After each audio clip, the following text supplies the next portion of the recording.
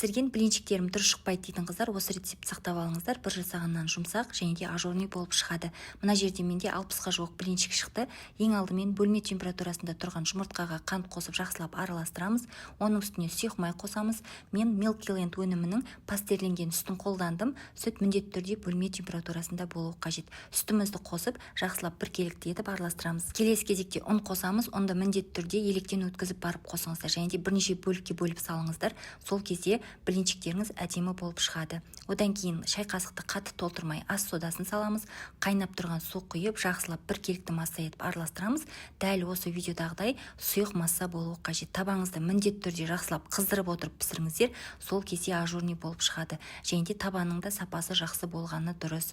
Көріп тұрсаңыздар, блинчиктеріміз өте әдемі, жұмсақ болып шықты. Керекті грамдарының барлығын осы видеоның астына жазып қалдырамын. Өзіміздің қазақстандық Milky Land өнімдері құрамы таза, сапалы және де сертификатталған. Осындай көжелері бар, әртүрлі дәммен сіздің шөліңізді басады. Сонымен қатар осындай сүзбелі массасы бар, шаймен ішуге өте керемет, дәмі де өте дәмді. Сіздер де дәмін көріңіздер.